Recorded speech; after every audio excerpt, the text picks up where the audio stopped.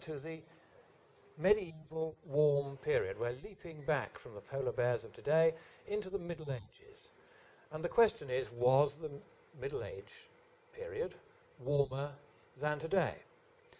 And in the 1990 first of 4 UN climate assessment reports, it was very clear that there was a medieval warm period. And if you look at the graph that's displayed on the screen now, this is a colorized version by me of the UN's 1990 graph, which shows a camel's hump there on the left, which is very clearly the medieval warm period. Then you have on the right the little ice age, when the Thames in London and the Hudson in New York used to freeze over every winter. They've never done that since. And then a little pimple on the extreme right of the graph, which is today's temperature, well below that of the medieval warm period. But this was inconvenient to the UN.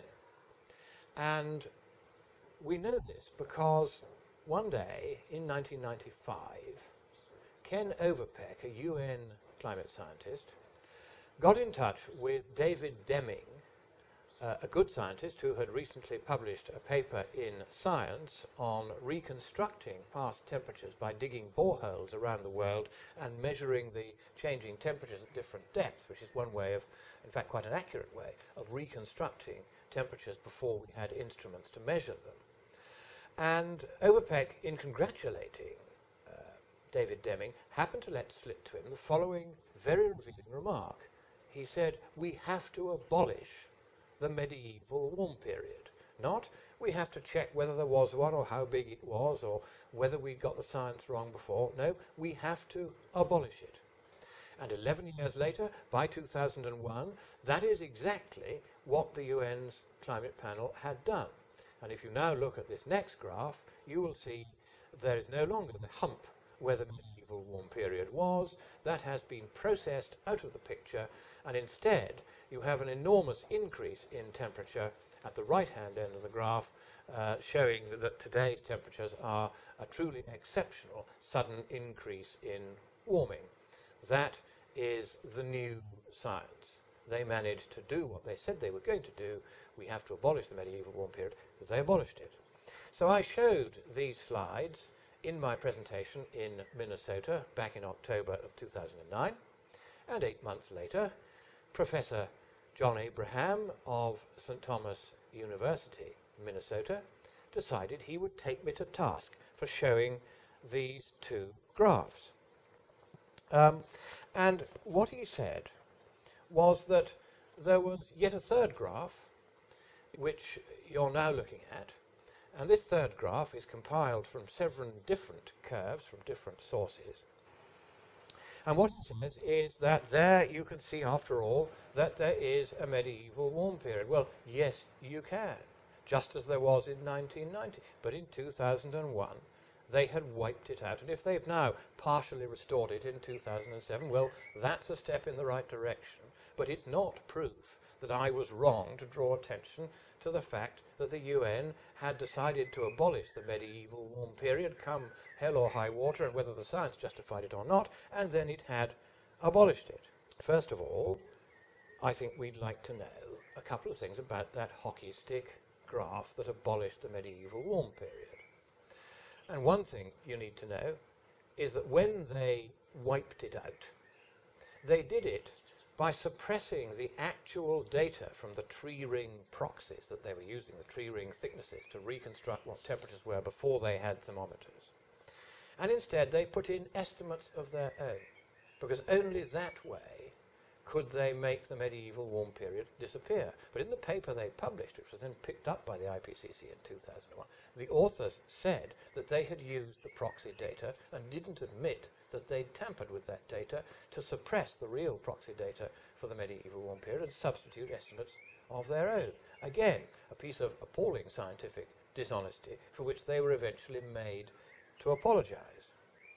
Now, this is not mentioned at all by Professor Abraham. He's quite happy that the IPCC should play these games, but not at all happy that I should draw your attention to them.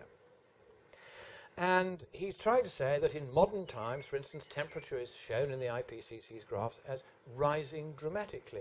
Yes, it is, and for two reasons. One, because the medieval warm period was suppressed, and still to a large extent is suppressed in their data. And the other, because they very carefully drew a graph of northern hemisphere temperatures only. And there hasn't been much warming in the southern hemisphere, but there's been a lot more in the north. So by using northern hemisphere temperatures, you can get away with exaggerating the true rate of global warming over the last century by as much as 50%. Take away that 50% exaggeration, and on the UN's latest graph, which you see in front of you now, in fact, the medieval warm period was indeed warmer than the present, which raises the rather obvious question, a question the professor didn't want me to address, but which I am addressing, whether he likes it or not, of whether or not the medieval warm period being warmer than the present, there is nothing at all exceptional about today's global temperatures. So we move on. The next thing that he does is he says, well, I'm not happy about the various graphs. I showed 9 graphs on one slide, and all these graphs from different scientific papers established by different methods of measurement that the Middle Ages were indeed warmer than the present, and warmer than the present worldwide. We went everywhere from North America and Europe to Antarctica in my 9 slides. And what does the professor do? He says, well, I'm going to take 4 of the 9 graphs. He's not going to look at all 9, because of course they all do in fact establish the Middle Ages were warmer than the present. I'm just going to talk to the 4 that I can get some sort of advantage from. And first of all, he tries to get in touch with Schweingruber. I had cited a paper by Esper and Schweingruber of 2002. I acknowledge I should have used the date 2002 and not 2004. Their paper of 2004 was on another subject, and that was a mistake by me, not spotted by the professor. I'm owning up to it anyway. But instead of talking to Schweingruber, who has now retired, he talked to somebody who wasn't an author of the original paper. And the author replied, data indicate that temperatures are much warmer now than during medieval times. Evidence for anthropogenic causes of this modern warming comes from the fact that climate models can only reproduce modern warmth by including anthropogenic forcings.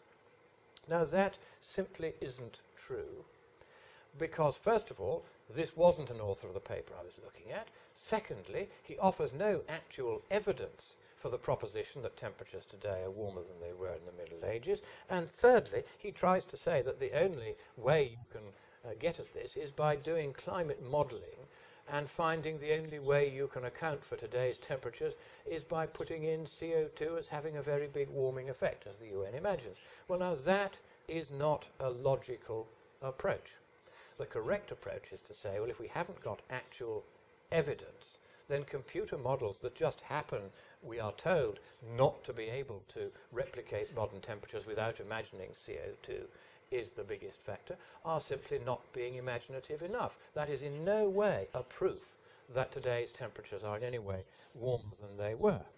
So then he writes to another of the 4 authors he picks out, Lloyd Keigwin. You see the graph of Keigwin's paper there, and you'll see very plainly labelled in Keigwin's paper the words medieval climate optimum, showing that sea surface temperature in the Sargasso Sea, as reconstructed by Keigwin et al., was considerably higher in the Middle Ages than it is today. That's what it shows. So he wrote to Keigwin, instead of saying to Keigwin, does your graph indeed show this? He wrote to Keigwin and said, Monckton is a terrible fellow. What do you think of that? And Keigwin replied, if someone was willing to send me down to St. Thomas, I'd be delighted to explain in person. I read up on C. Monckton. Thanks for the heads up. Another one who has money and no background in science. I've not heard about him before, but I have to agree with him that our best hope is to go nuclear and reforest as much as we can about the size of Australia. So is that a scientific statement by a learned scientist responding to another learned scientist? No. It's a political statement, and a very rude and impolite one, and one which is not researched, has no basis in fact, and is simply made up.